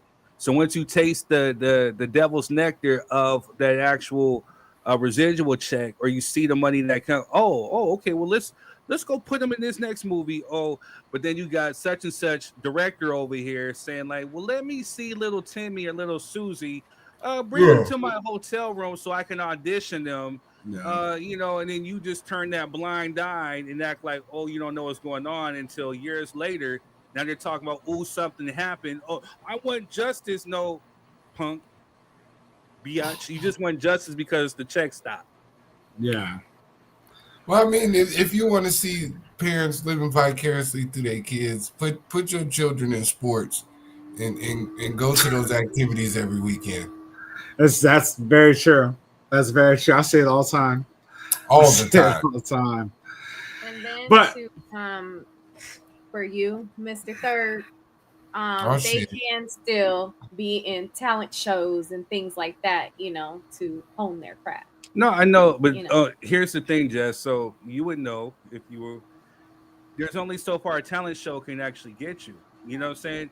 The thing is, once you start local, you crush that, right? So then you go to the next city, or you go to the biggest city, then you go to the state, then you go from the state, then you go to national. You know what I'm saying? Like it's only so far as you can get with a talent show. But again, just like we were just talking about the other day, me and Quez were in choir. We were in choir since what, 10th grade. I was in since Hey, man, 7th let me grade. tell my business. Hey, I told you all this thing right here. You know what I'm saying? So there's different ways you can definitely hone. There's air shows, talent shows, all that. But then as an entertainer, as somebody who's done it before, you thirst for more. You know what I'm saying? Where you're reading these magazines, you're getting the addresses to some of these labels, you're writing to certain people, you want more than just. There's only so many talent shows that you can win. You know what I'm saying? To where you want to actually do more, where you actually want to just get to that next level. It's called the next level for a reason.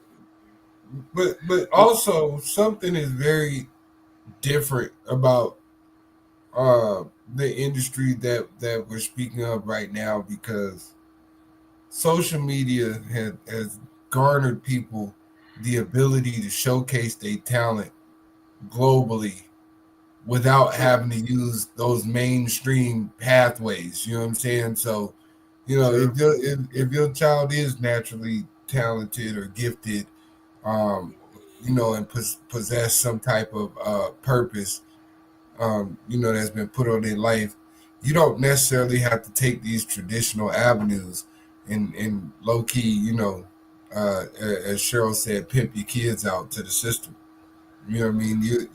You can work hard for yourself, be independent, and still garner the same attention.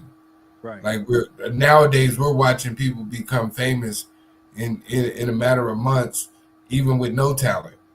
Imagine, with talent. You know what I mean? So there's definitely a way that doesn't require you to become a victim of said things. But even when that does happen, you still have to have the conversation. Right. You still have to have that conversation, because it's the same game, just a different platform, a different cloth or whatever. It's just dressed differently. You know what I'm saying? So now, as opposed to actually going to sending your demo tapes like how you used to the A&Rs, whatever, now you can put the song on Spotify or SoundCloud or TikTok and boom, get it popping. So then what comes next is, okay, now you got corporations coming through with sponsorships or ads or whatever, or you get even these labels who could sit up there and take that song and distribute it even further to where they're making more money, you know what I'm saying? Or you could see actually more residuals from it. So then here comes, hey, come meet up with me, come sign this contract. Again, education is always going to be key.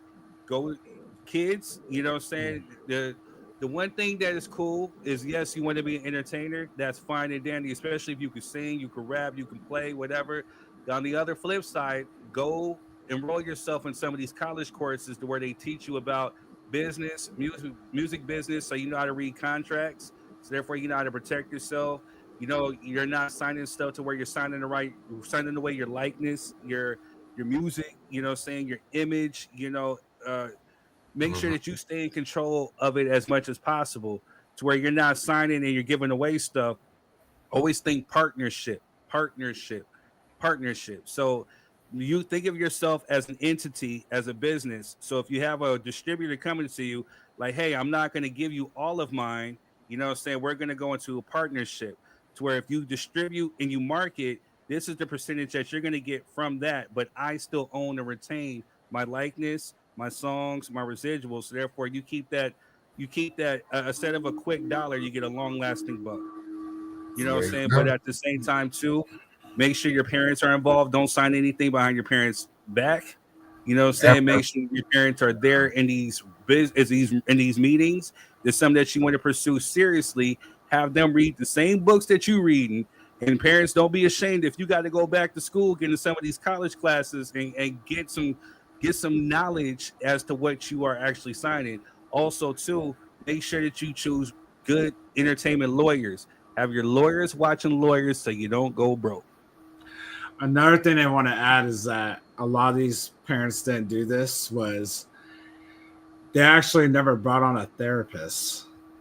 Like they never brought that on. Like, you don't know the stress that these kids go through. Going back to what Quest says, like putting a first grader on Wall Street. You know, there's all kinds of mental issues and stress that goes on that, the parent could be like, oh yeah, it's normal, it's nothing, they just blow it off. But then your kid's trying to vent, they're trying to talk to you, and it could lead to so many other things. And they need, I think a big problem is like having someone they can confine in, and it's okay if it's not you, but you need to make sure that they're getting the mental help that they need to keep them going. That part. And that's what I'm saying is, dude, I think they messed up on that big time, was not having a therapist around for their kids. Right. Period. It's certainly wise advice. Go ahead. I'm sorry. No, I just said wise advice. That both of you got some very valid points. That was just Yeah, I mean, my daughter still has one like right now. So even cool stuff like that. So she talks to her therapist all the time, on top of talking to us, to make sure her high school year is normal as possible, dude. I hear background noise. I know it's not you. Okay. So circling back to MJ, I think definitely in his later years, I think therapy would have helped, especially what he probably had to endure as a child. You got to think you're like 10, 11, 12, 13-year-old performing in front of, millions and millions and millions and millions of people. Saying like you're in the studio, other people are playing, you're doing X, Y, and Z. You never really get to have a childhood. So, I mean, that is the price of fame. For example, no, think about it. We just had this conversation with MJ, right? Like, he felt like he never really had a childhood. Do you think a lot of stuff could have been eased for him if he had a therapist? Yep. Absolutely. I mean, yeah. It helps them get through all that stuff. Like, it helps them mentally get through a lot of things that they think they're missing out on, or allows them to express themselves and, have someone to confine in. It goes a long ways. Dirty Diana might have had a different tone to it if he would have had a therapist. You know what I'm saying? He would have understood rejection. I mean, you know what I'm saying? And in truthfulness, I think that a therapist would have been good and solid. I think MJ just needed a good, loyal friend. You know what I'm saying? Somebody who did not want anything from him. Somebody that did not have their hands out. You know what I'm saying? Like, hey, what you gonna buy me? Or just wanted to be around him for what he has, but rather for who he is. You know what I'm saying? Like, well, they separated him from the island, man. I think once they, as much shit as they talked about Joe, you know what I'm saying? Once they separated Mike from the rest of the fam, you know what I mean? That was the isolation they needed. Because family keeps you grounded, whether you like them or not. Whether they traumatic sometimes or not, or toxic, nonetheless. You know what I mean? Family keeps you grounded in so many ways that people underestimate, right? Yeah. Your crazy cousin lets you know, okay, well, crazy cousin does this from time to time. So when I see these behaviors, you know what I'm saying? Oh, you remind me of my cousin. Woo. Yeah, I know not to fuck with you, so I'm gonna keep it moving. You know what I'm saying? Or you know what I mean? You meet some individuals like, yeah, you remind me of my grandma. You know what I'm saying? That's a nurturing thing. I could rock with you. Like those type of family interactions. So once they separated him from the fam, I think that was kind of a big downfall for Mike. You know what I mean? Because they talked a lot of shit about Joe. But I think at the end of the day, Joe still had all their best interests in mind, no matter how toxic they tried to make him out to seem. That's just my personal opinion. You know what I'm saying? He made them all millionaires. I apologize. You know what I'm saying? I don't know about he that. made them all millionaires. So, hey, man, we'll leave it on that note. We'll pick this back up, within a few weeks, maybe within the months after we go see it. Jess is probably right. We probably have to wait like a month or two to go see it because the theater's probably gonna be crazy. I'm gonna figure out a way how to sneak in some way, somehow. I was gonna see it. We are going to talk about that when the movie drops. We're going to see the numbers and we're definitely have that. But yeah, shout out to MJ. Rest in peace to him. Shout out to his nieces, his nephews that I got on my Facebook. Shout out to his sister that's on there. Shout out to the cousins. Saying much love. I'm riding with you. Well, hopefully that this movie does good. We'll put that into the atmosphere with some good positive energy. One more time for the trailer. We're gonna run a few ads, and then we'll wrap it up with our recap of last week. You know what I'm saying? I don't think anybody really wants to get into no politics, but hey, we'll be right back after these messages. I know you've been waiting a long time for this.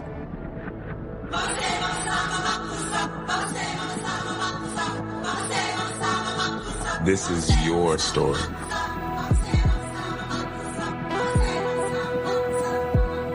Honor your past and embrace the future. That's what people want.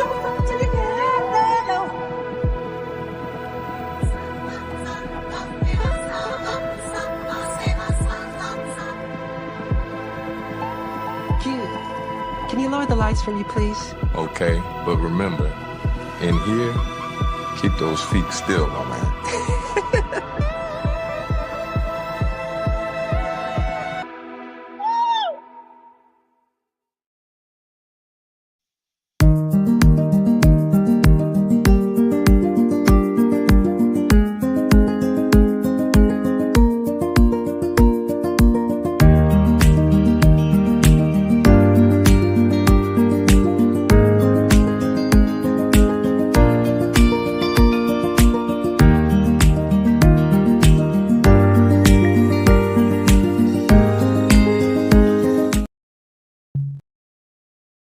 The Chosen Project is a visionary saga that blends African heritage, biblical allegory, and mythic fantasy into a story of exile, revelation, and destiny.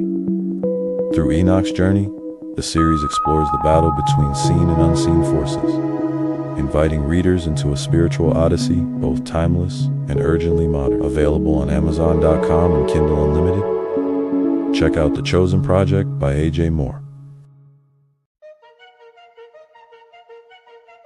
This soul food spot is a hidden gem in San Bernardino. With $10, you get a full plate and they do not hold back. It's a family-ran spot and they make you feel right at home with the crispy fried chicken that's juicy, mac and cheese and collard greens that slap, and their crispy fried fish. When you pair it with the yams and the potato salad, it's game over. Top it with the dessert, all homemade. The food hits, the prices are beyond fair, and the hospitality is great. All at Melba's Soul Food Kitchen in San Bernardino.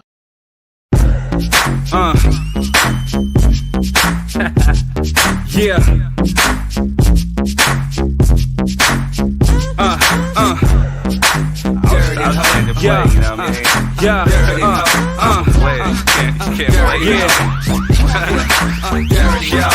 You're wasting time. We're back. Talking about residuals, you can go to kingthird.com. You can buy any of these projects for $5.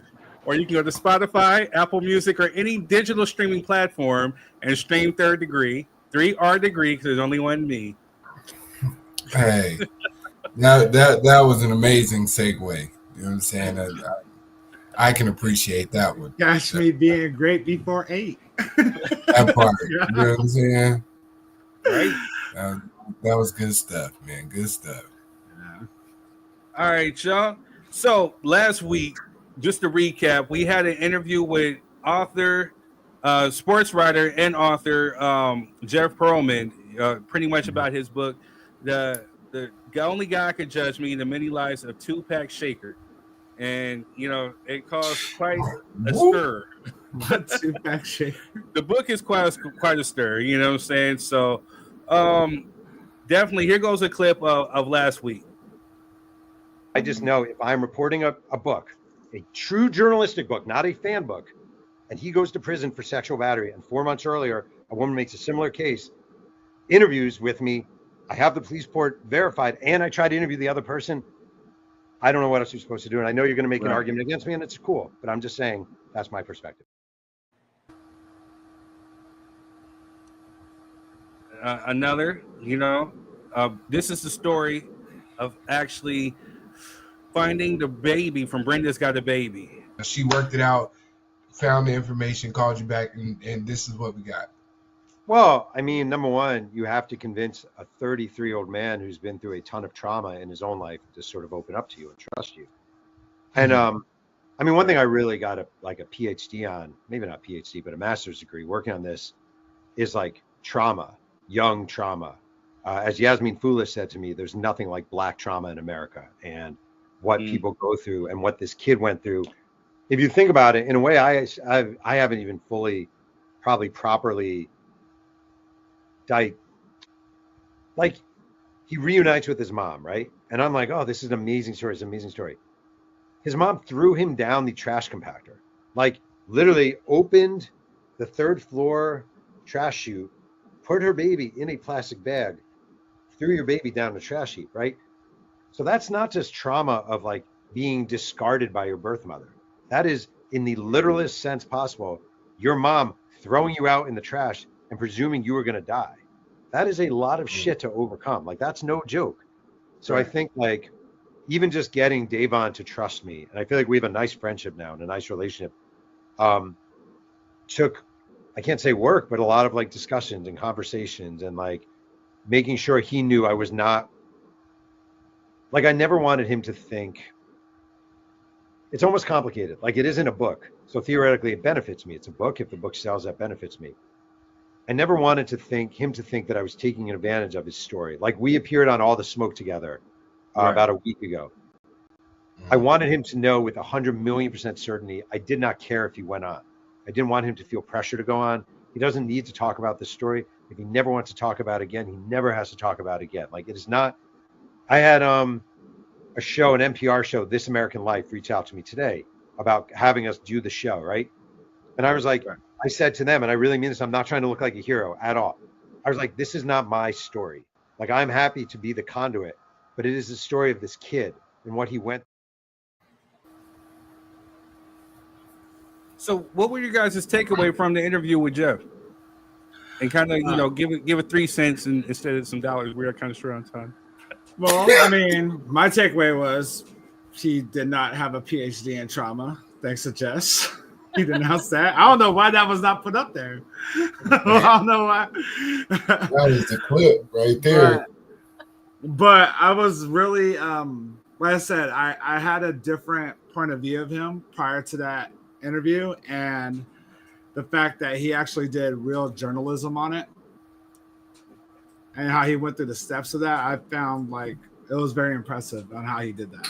So that was my opinion on that. Like the backstories, everything he did, who he talked to, how he got in touch with them, the time he spent to get to know people. This wasn't like he said, well, like I said, like, what's the difference between your story than ones that are told by his friends, his entourage, and everything else? We'll make sure it's more different. And he put it all out there. That was actually really impressive. Cool. Jess? Yeah, I don't know if he got a master's in trauma either, but hey. I feel like I'm still not okay with the story that he put in there about that old girl, because that could have been anything. Okay, she had blood on her underwear, and what if she was on her cycle? What if she was about to start her cycle? There's lots of scenarios that could have came out of that, And then to me, it was out of guilt to me, from what it sounded like, why she said that he did that to her. She had a man. So, yeah, put 2 and 2 together. Come on now. That could have been left out the book. All right. Quest? Well, my overall synopsis of it was he did a great job explaining his positions. even though some I did not agree with, he was able to articulate it well, and listen objectively. And even in the clip, I think he brought up a very valid point, that he was writing this book from a journalistic perspective and not a fan perspective, because sometimes those lines are blurred, right? Like a lot of people who have done things about Tupac have also been fans, for the most part. So to get out of that fan space and to just journalistically put it together, I think he did an amazing job of covering his perspective and why he did certain things, and put the level of work behind it. It was more than enough to justify his position. Even if I don't agree with all of it, I can understand it. That's what I took away from the show from last week. Yeah. Mine. I think definitely a new level of respect. There's definitely some things that I don't agree with as far as the book. To say it's definitive, I don't necessarily know, because again, you're interviewing different people who have different perspectives of Pac. There are some things like that could have been left out that we did not necessarily need to know. I still stand on that wholeheartedly, 100%. But then there's also things that were good from the book, with him going to these different places and getting these stories, talking to his sister, talking to Yasmin Fula, saying, I know he talked to Adrian Gregory, because that same story that I heard about them trying to actually bail out Tupac before Suge was what I heard from Adrian. And basically, Suge did not necessarily bail out Tupac. He used Tupac's own residual money that he was getting from Me Against the World to help bail him out. That was put up by Interscope, I think Time Warner and somebody else. But then there was also some friends like Jada and Jasmine Guy and some other folks, actually Madonna, believe it or not, that were putting together some money to help try to bail him out. Just that Suge was a little bit more quicker with getting his money from Interscope to help bail him out. So I knew that for a fact. That came from Matron, so I know he did his research with that. The one thing, I even went back and watched that Edie interview. Shout out to Edie Amin, and check out the Outlaw Show with Edie Amin on YouTube. Great dude. Like the Marin City thing, Edie was there. So the thing I didn't respect, and the thing I don't appreciate about privilege, is that certain people are like, well, how are you going to tell me about somewhere I was actually there? In Marin City, Tupac never touched the gun. If you actually a Tupac fan and you read or watched some of these Tupac documentaries like Thug Immortal or whatever, people talked about who actually was seen with that gun, and it wasn't Tupac. You know what I'm saying? So there are certain things, again, I think he could definitely go back and clear up to make better. But, again, like you said, it's his perspective, it's his story, so I can appreciate that. But my closing question to y'all was that, do you think that this book will either hurt Tupac's legacy, or Tupac's legacy will still be untouched? I think it's going to be untouched regardless. All right. Tupac was a legit artist, period. He was a legit artist when he was a kid to an adult. He did what artists do. And I don't think it's going to hurt his legacy. Going back to what Jess spoke about just a minute ago about the case and everything else, I get where she's coming from. I can, like what Quest said, I can get his stance on it too. It's like really similar, why would not? Something like that. Two pick. Thanks. I'm going to say just like this without incriminating myself or other folks. I know more about that situation. I heard about this situation years ago. And, I just didn't equate it to be the same thing. I thought it was just another one. But I've heard about this case. And let's just say that there's definitely more to that actual case that I don't think that he should have put this in the book, to be honest with you. And I'll leave it right there. Okay. But just throw that all out. And you look at what Tupac has done and what he's speaking against, the rights he was fighting for. his political standpoints on major topics that we are still dealing with today. He was by far ahead of his time, dude. Like, he was 25, 26. I was nowhere near that at 25 or 26. I was nowhere near that at 30. So he was a threat. That's for sure. He was a threat. And that's how I believe the government saw him as a threat. And a lot of people saw him as a champion speaking up when they couldn't speak up. Especially with who his mother was. If you watch the Dear Mama documentary, you understand about Afeni Shakur and the Black Panthers, you can definitely see why he was a threat. Black Liberation Army, Black Panthers, all you're on the side. Yeah. Jess, do you think it's going to hurt his legacy or it'll stay intact? He always going to be the best. It's not going to hurt his legacy at all. There you go. I wouldn't say too straight to the point. Right. Like, I thought you had some more to say. That's why I was kind of chilling. But I got you, Jess. But no, I don't think you could hurt it. I think what Jeff did with that book was what you guys are asking for from the Michael Jackson biopic. He gave you all those nuanced stories that aren't mainstream stories to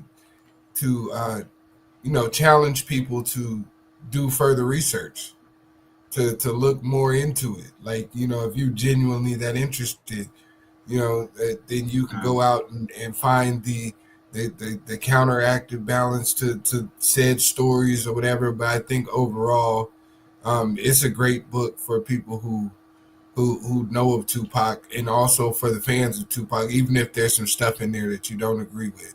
I still think it's a good book because just the Marin City chapter alone, to me, was worth the book. Tell you, right? Yeah, that was worth the book right there. Man, that Marin City, from Baltimore to Marin City to digital, that little time period right there just is nostalgic, just classic.